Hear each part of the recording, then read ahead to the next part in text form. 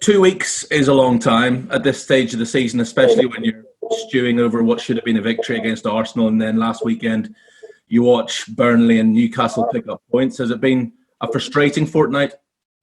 Yeah, it's been a frustrating one. Certainly, I think the back end of it has not, but certainly the early part of after the aftermath of the game in Arsenal and the way that ended really was a hard one to take for everyone, and was a difficult one really. So, of course, like anything in this game and not what we're in, the next opportunity then comes. 2 weeks has been a long time, but big challenge now, and the next game comes, and we need to be ready for that. How do you cope with it? Have you developed a technique as the season's gone on to deal with, basically the last kick of the game against both Wolves and Arsenal, you throw away points? Do you go home and scream into a pillow, or do you close yourself in a sealed room for a bit? How do you cope with it? Yeah, it's just part and parcel of what we do, isn't it? It's part and parcel of the job. And saying that played football for a long time and have been around it, I don't think I've been involved in the last couple of weeks and the way the game's ended. I think I've said it before. The Wolves game, conceding in the last minute to not get a point out of the game, and then practically the last corner of the game against Arsenal. So yeah, look, disappointing. And as much as you can have strategies and we all put on a brave face deep down, sometimes there's ones that really get you and they hurt you. And certainly the last one was that for I think everyone, including myself. But as always, like I said after the game, there's no hiding place, and as quickly as that disappointment comes, as it may take a little bit longer than others, you have to get the gloves back on. You have to keep swinging again, and that's what we're going to do. And turning our attention to Saturday evening, is there a hope that Chelsea perhaps have one eye on Real Madrid next week? Well, I think it's like anything. Playing against a very good side, a really good side in good form, and when you're going to Stamford Bridge and you're a team like us, luck needs to be with you. Of course they do. We need to play exceptionally well. Everything needs to go well for us in that sense. We need to be very, very hard to beat, and we have to hope that of course there's certain elements of Chelsea which is a little bit off it. And again, do I believe we can go there and get a result? Yeah, I do. But at the same time, realise the challenge and realise the quality we're up against, a team that are banging form and a team that have done very, very well. But it's these challenges we went for last year in the Championship and got out of that league for these moments, really. So, albeit a difficult situation for us in terms of where we are in this division at this present moment in time and how the season is, this is one year, you can't wait to play. And, obviously you've played for both clubs. You've gotten to know both fan bases. Would it be fair to say that for Chelsea fans, the biggest derbies might be Spurs or Arsenal, but for Fulham fans, this is the big one, isn't it? Yeah, it's a local derby around the corner from each other, and what local derbies bring is exactly that, a rivalry, a passion. There's always a bit added onto them games, and of course maybe the gulf over years have differed a little bit in terms of league and how regularly we played each other. There's no denying that obviously it's a London derby and it's a big one. Just one thing I wanted to ask you about finally, Scott, and it's something you've spoken a lot about in the past before as well, but that's the social media boycott, which is taking place over this weekend. And I know your thoughts on social media, that you find it a pretty poisonous and unpleasant place that's best avoided. Yeah. My position on social media has not changed, and it won't change really. And I think that it can only be good. The boycott, hopefully, the people and the powers and these companies, what are out there, what are doing it, will put things in place that you don't give people a platform who can just literally go onto a computer without giving any sort of identity or any sort of regulation and abuse or come out and say what they want to say. So a boycott in the industry, what we're in and what that brings, can only be a good thing, really. And hopefully this is one move that can influence them companies and make them realise that how powerful football is, really, in that sense. And maybe they will act on that to obviously stop what we've seen, certainly of late, and certainly stuff what's getting picked up is mindless, stupid people who feel that they can just abuse people. And clearly, your players are all grown men and you can't tell them what to do. But in an ideal world, would you have your players not on social media, or are there any players you said in the past, look, maybe it's just best to delete Twitter from your phone for a bit because it's causing you too much grief? Yeah, look, I would never tell someone what to do and what not to do. It's someone's personal preference. Human nature is that at times, for me, I only see it as a downfall, and that there are experiences I've had around it, people I'm around, people what speak about it. For every 10 pictures someone shows me, 9 times out of 10, 9 of them are commenting on how poor they are or how they see a criticism in it. Every 10 comments that a player maybe reads, it's the 5 or 6 that people are always telling me, oh, he's done it, he said this, and that's why I don't get that. I personally don't see the benefits. I understand how powerful it is, but I would never. It's one's personal preference. It's one's tolerance on that. For me, a guy who lives 400 miles up the road who's commenting on me or want to like a picture of mine, it's an irrelevance to me. I'm not going to. But some people, maybe that's what they do, and I get that. And there is no right or wrong. It's just what one's tolerance is, really. Cheers, Scott. Best luck on Saturday. Good, Jen. Thank you. Thanks, Jamie. Faye Carruthers. Hi, Scott. Nice to see you. Hi. You were really unlucky last time against Chelsea not to get something out of the match. You played absolutely brilliantly, and that Mason Mount late winner. But does that give you a bit of confidence going into this game? Yeah, it does give us confidence. Yeah, I think for large parts this year, and as mad as that sounds, because we sit where we do in the division, we've had a consistent performance. I really hate using the word unlucky.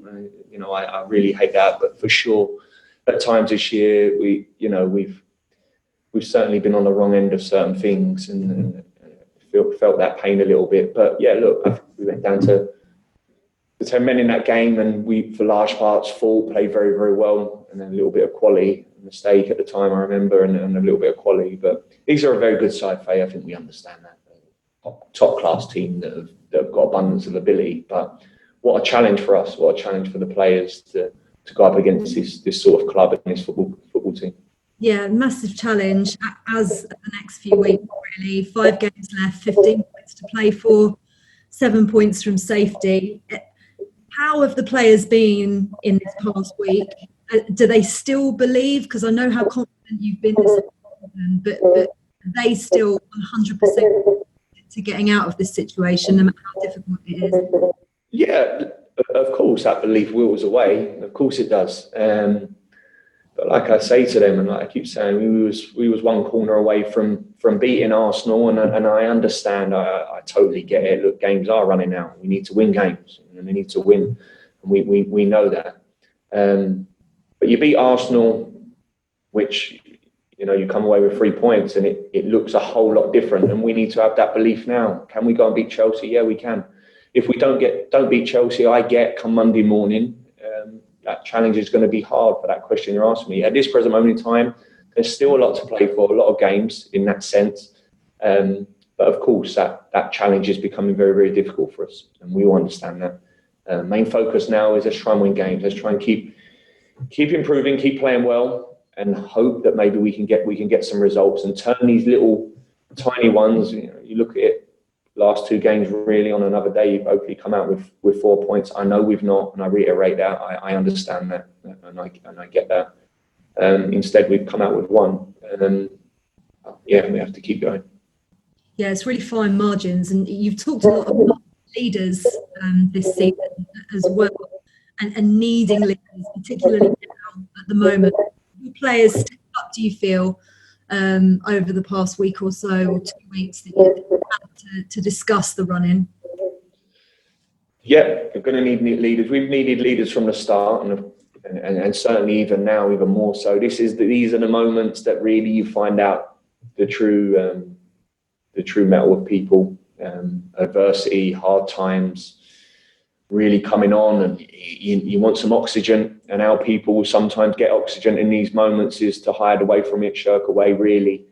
And these are the moments whenever you've got to stand up. This is what really tests character, tests leadership, tests everything. So I always say to this team, like I say to everyone, there's a chance we're going to foul this year. Of course there is. There's a chance with the games coming we could foul, but in them moments you have to stand even taller. You have to keep fighting and keep trying all we can, keep improving, keep doing all we can to have to get 3 points really. And in these moments more than ever, we need leaders. Do I believe we've got them? Yeah, I do. Do I believe that also we lack that? Yeah, there is moments in that. It's a young team. It's a young team that have not probably been in around this, not in the Premier League certainly as well. So it's something that we're constantly pushing and working on. Wish you all the best of luck on Saturday, Scott. Thank you, Faye. Thank you. Thank you, Faye. TalkSport, James Sabundra. Thanks, Carmelo. Hi, Scott. Hi, James. Scott, when you look at the starting 11 that started against Arsenal, 9 of the players actually weren't here last season. Is there a feeling that you wish you had a few more games, because it's clear that this side is developing all the time, but you might just run out of time?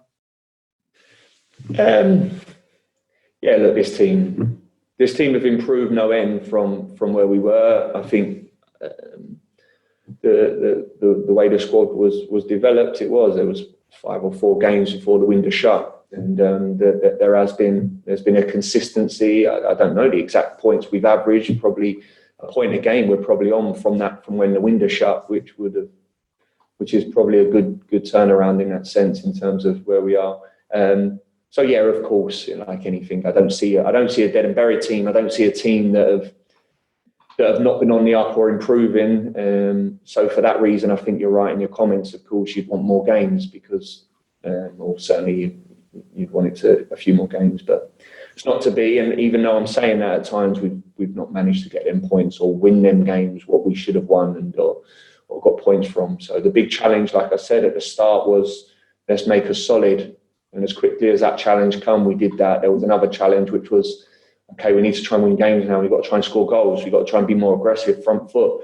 Got a lot of draws. And we've fallen short on that area a little bit, probably, goals and being in their moments to win games. We've just fallen short a little bit. And in terms of those goals, you look at Chelsea under Thomas Tuchel, they've conceded only 10 goals, I think, in his 22 matches in charge. Do you feel like you've got enough going forward to pose them some real threats? Well, it's a challenge for us. It's been a challenge. That's been that constant challenge. Do we create them chances? I believe we can. I believe we can create. We certainly can get in them moments. It's we need to be clinical. Them moments against Chelsea and the likes of them teams won't come every other chance. But certainly when they do come, you need to be on the right end of them. Whether that's set plays, whether that's your 1 or 2 chances, what are going to fall, we need to be clinical. So, look, of course, defensively, a very strong side what have got a wealth of experience and a wealth of quality, really. So there's that challenge there, but it's a challenge what we embrace. Fulham haven't beaten Chelsea since 2006. Do you think that you need to end that run to give yourselves any chance, really, of staying up this season? Yeah, look, our focus this week has been to just go and try and win the game. We want to try and win the game. We need to win the game. Not getting a result of the weekend obviously puts a heap load of pressure on us. But even in saying that, after that, the fixtures, what we have, then of course the challenge is we're going to have to win near on all of them. So, but can we do it? Yeah, I still think we can. I understand that bar is slowly getting lower, but at this moment in time, I believe we can. And just finally from me, Scott, I know you won't want to talk or think about relegation at all, but is there less of a fear this time around when you consider what you were able to do last season, when you look at the likes of Norwich and Watford who have come straight back up, and this squad seems to be a squad, as we spoke before, that is developing all the time? Well, there's always fear.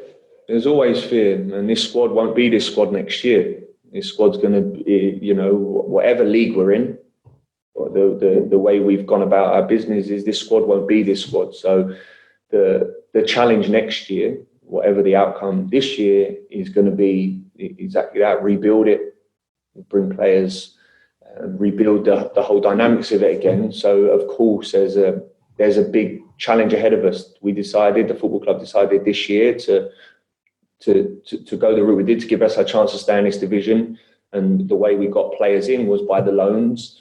And that's what we've managed to do, and hopefully that will be successful for us. If not, then the fear will come, of course, because you're in a tough league, and whatever league that is, and with a whole new squad coming back or different players again, it's the next challenge is again to then bed that team in and re-go again. So of course there is, but at the same time, I have full belief and confidence in what I do and what my staff do. That challenge is one which we can try and get the better of. Brilliant, Scott. Thanks for your time. James, thank you.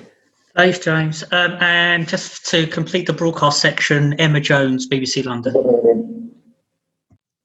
Hello, Scott. On that point, actually, about the summer, are you already having conversations about what next for Fulham? And can you give us any kind of insight into the conversations you're having with the sort of powers that be about what might happen in the summer? Yeah, at the moment, Emma, no. At the moment, no. Do I suspect that will be the case in the next 10 days, 2 weeks? Yeah, I'd like to think so. But at the moment, that's not the case, because I think that conversation needs to take place when really there's some real definitive, and you know exactly where you are, because the outcome of what you could face is so big. It's massive. From one league to another league, it's massive. So really, there'll probably be, of course, then I'd like to think that then things are happening behind in the club, in them departments. But for me, I have one focus, which is let's try and get some results and then keep ourselves in it.